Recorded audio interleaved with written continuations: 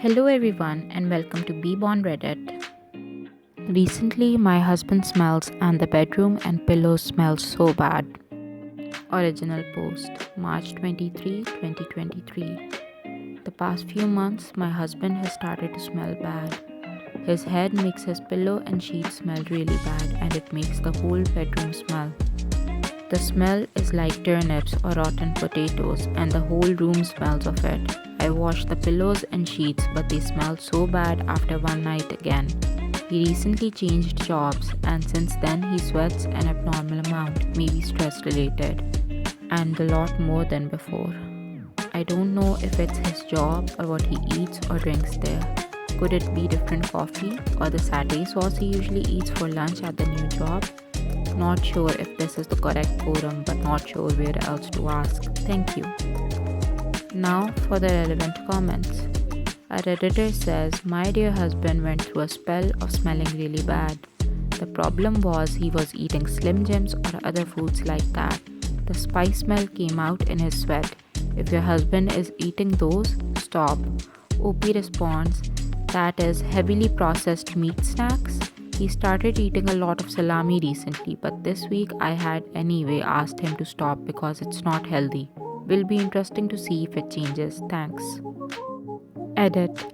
Thank you all for taking the time to respond. I didn't realize smelly partners was such a common problem. First step is going to the doctor to get checked. In the meantime, you've given me lots of great cleaning tips to try out, so thank you. We'll also gently ask him to shower more and assess the diet. Thanks again everyone. We'll make an update. Update. June 30, 2023. 3 months later. So at the time he was eating a lot of salami and cheese together. And I mean a lot. For breakfast, snacks, lunch and more. I asked him to stop the salami and he did so, albeit reluctantly. And the turnip smell has gone. His pillow is back to its normal levels of smelly and he hates me because he's no longer allowed to eat salami. Thanks to anyone who mentioned processed meat as a potential problem. It really puts me off eating the stuff now. Thank you everyone for your help. Would I be the a-hole if I called a little girl's mother to ask why his son wasn't invited to her birthday? Original post December 4, 2023. I, 28 female, have twin 5-year-old boys, Jude and Jonah. They go to a private Jewish kindergarten where it's very customary to invite the whole class to birthday parties. It might even be a school rule, but I don't think I'm going to take this to the school. Jude and Jonah are very well mannered and reserved. Obviously I'm biased, but they've always gotten along with all of their peers and have never gotten into any drama. Jude is definitely a slow reader and we've gotten him a tutor, but it's still been very hard for him. At our synagogue, the bathroom signs just say men and women with no little picture and they are single bathrooms. 2 weekends ago, Jude walked into the women's by accident and I guess the door wasn't locked correctly because he walked in on this woman named Jess, who is the mother of a little girl in his class.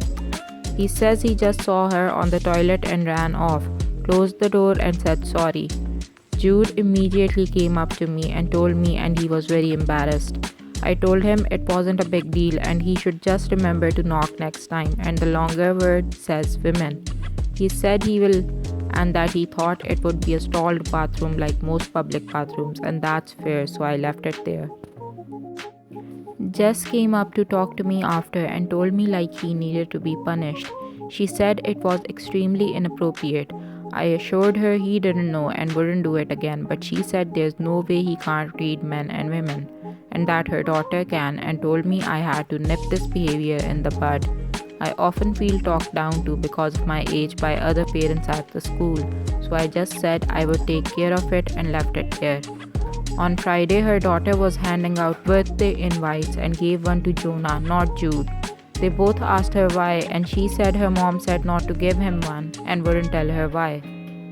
Jude cried the whole rest of the day and wouldn't tell anyone why, because he doesn't want to be a tattletale. I asked Jude if anything else had happened between the two of them and he promised me it didn't and said they've even been playing together at recess this whole last week. And her daughter was trying to cheer him up by suggesting ways to sneak him in. I am honestly livid. I wouldn't care if she had given neither of them an invite, but giving one twin and not the other is incredibly rude and passive aggressive. I'm considering calling her and talking about it because I think it's ridiculous to hold this much of a grudge against a 5-year-old. Would that make me an a-hole? Should I just decline Jonah's invite? I think the birthday rule is silly and it's her choice who she invites, but this is just ridiculous. Edit. Synagogue and school are two separate places, but there's a lot of overlap with the people. Also, I'm not planning on sending either of them to the party at the moment, but I'm considering calling her to confront her about it rather than just having this weird dynamic where I'm hearing things from Jude that come from her kid that come from her. Now for the comments. OP says, yeah, I genuinely believe if it was anyone else's kid, she wouldn't care, but I'm the youngest mom there, and her little group always feel the need to tell me that I'm doing everything wrong since they're more experienced parents than me. Like she's just been waiting for my kid to do one thing wrong to prove that I'm irresponsible and couldn't ever possibly teach my kids manners. On Jude's reading, she says, he's just started with a reading tutor. They said it could be dyslexia since that's the only area he struggles in, but he's learning faster one-on-one and they think he'll be all caught up by first grade, so we aren't too concerned about it just yet. When told to talk to the school, no way teacher didn't know why he was upset. She replies, I don't really feel like talking to the school. I think the whole everyone needs to be invited rule is BS. But I think it is crazy to invite one twin and not the other. I don't know if their teacher knew why he was sad, but he didn't tell her, so it's not her fault. One Redditor asks, are they all in the same class? How many students?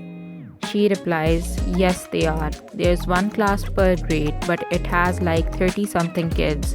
Jude is the only kid in class not invited. When told to ask her why he wasn't invited and decline the invite and maybe send something to the little girl since it's not her fault, she responds, that's the plan right now. We have nothing against her daughter. She's adorable. She also lives at her dad's during the week, which is probably where she gets her sweetness.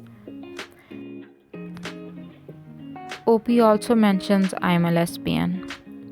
OP is voted not the a-hole. Update December 12, 2023. A week later. I was happy to hear that I wasn't the a-hole, but as far as advice went, I got a lot of mixed feedback. Some telling me to call Jess out, some telling me there's nothing I can do, some telling me to host a party on the same day and invite all the kids in their class. I decided to contact a rabbi whose wife is also the assistant principal of their school. They said they think talking with Jess and having a sit-down conversation is the best way to go. On Saturday, they asked Jess to stay after services to have a talk. It was the rabbi, his wife, me, my wife, Jess, and her ex. The rabbi's wife explained that school policy says that you can either invite less than half of the class or the entire class, and Jude was the only child not invited. Jess replied that Jude is horribly ill-mannered and that's why she didn't want him at the party. We all were curious to know if she had any other instances of his bad manners, and she started listing that he likes running around and jumping off things. Typical 5-year-old behavior. It was honestly comedic, since anyone who spent any time with them too knows Jonah is by far the crazy one. But anyways, she couldn't come up with any real examples of his bad behavior other than the bathroom incident, which she horribly exaggerated since the last time we talked about it. The rabbi's wife said that the only way this could be a valid reason for the school board was if she filed a complaint with the synagogue and the school, and then they would both investigate. So she caved and said they could both come, and we said we would decide if we wanted to. Her ex came up to us as we were leaving after not saying anything the whole meeting. He said not to come to the birthday party since Jess is going to be a momzilla and probably be an a-hole the whole time. We organized a play date for a few days after the parties planned at his house, and he ensured the boys would get goodie bags and cake. Clearly the most important things. Now for the comments. On the boy's behavior, Upi says, I'm just saying it was a weird justification to her inviting Jonah but not Jude. Jonah's the one that's loud and likes running around. Jude usually likes to play with his action figures and that's it. On the policies about invitations being stupid, OP says, yeah, I dislike the rule as well. I was honestly against having the rabbi's wife there at first as well, but my wife convinced me. I didn't really want an invite to the party. I just wanted to talk about why she was so against him coming. My 29 male girlfriend 30 female says I need to get rid of my dead wife stuff or she's leaving.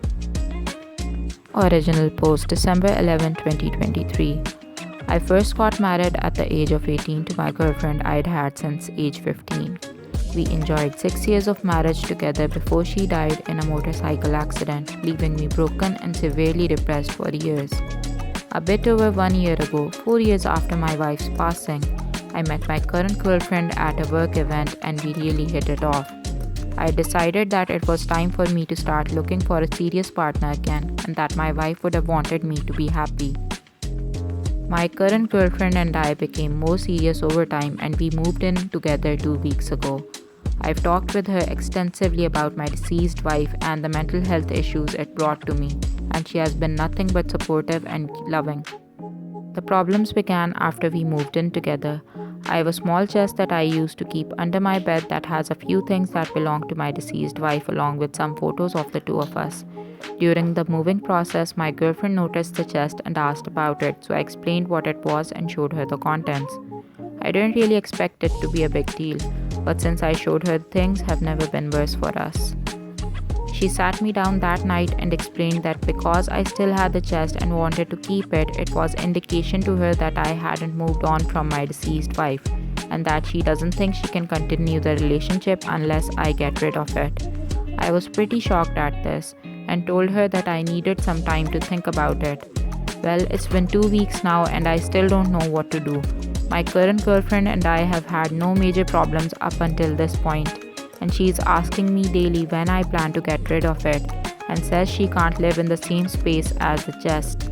I really don't want to get rid of it, but I want to continue my relationship with her as well. What can I say to her to get her to understand? Or am I being crazy by keeping these things for years? Update December 13, 2023, 2 days later. Some people were wondering how often I look at the chest and talk about my late wife. I spend prolonged time with the chest and its contents usually twice a year on our anniversary date and her death date. So I'm not constantly opening it and having it out and around and stuff. I feel as though I find the most comfort just knowing that it's nearby, strangely enough, which is why I wanted to keep it in the house. Most of the conversations about my previous marriage have been prompted by my girlfriend, not me. I can talk about it pretty openly when asked about my late wife, but I seldom bring her up on my own in conversation. She used to be all I ever talked about and it was annoying and uncomfortable to people in my life.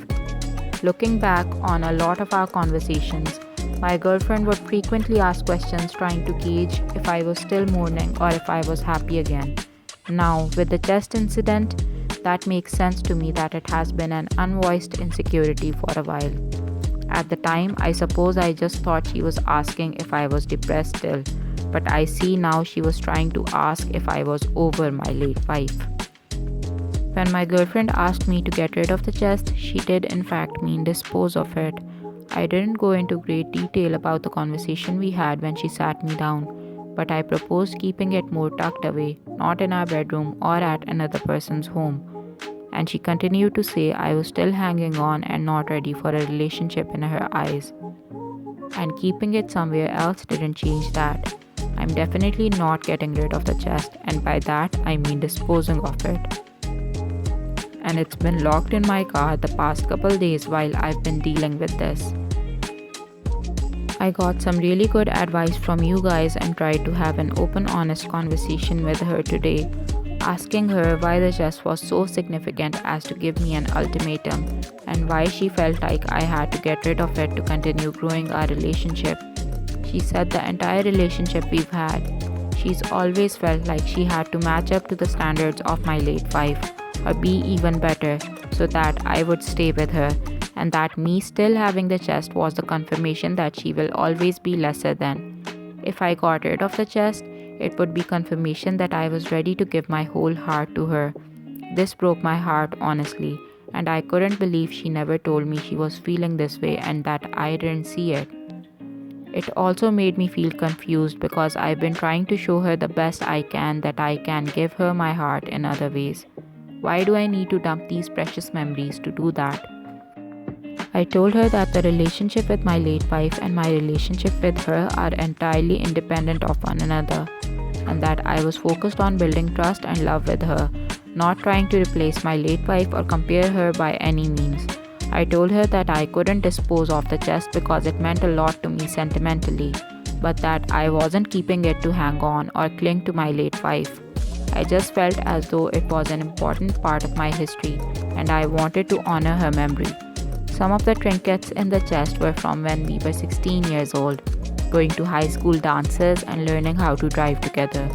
I couldn't simply trash those. I reassured her that I loved her for exactly who she was, not the position she held in my life or how similar she was to my late wife. I told her that I could see us building a life together and that I was focused on our future, not my past. I told her that there is absolutely no competition and that while I was hurt by the ultimatum, I was ready to move past this and move the chest to store it somewhere else. It wasn't enough for her. I don't know what else I needed to say or do to communicate my love and dedication, but she was dead set on me getting rid of the chest or her leaving. I told her a final time that there was not an ounce of a chance I was getting rid of it. Radio silence. Then she gets a bag of her stuff, hops in her car, and drives off, ignoring me when I asked what was going on. After calling her multiple times for a few hours, I learned she's staying with a friend, who she called in the car, I guess. So she originally just drove off not knowing where she was going, and making arrangements to move out next week. I'm still in shock, but I mostly feel confused and hollow. Maybe I truly wasn't ready for a relationship. Maybe she's just crazy, maybe a bit of both. TLDR, girlfriend made good on her ultimatum and did in fact leave after I didn't get rid of my dead wife's stuff. That's the full update. Sort of went how a lot of the comments predicted, but I feel like absolute shit. Going to order takeout and play video games all weekend to try and reset. Cheers to being alone, I guess. That was the end of the video. Comment down below to share what you thought. Press like and subscribe and click the notification bell for more regular updates. Thank you for watching.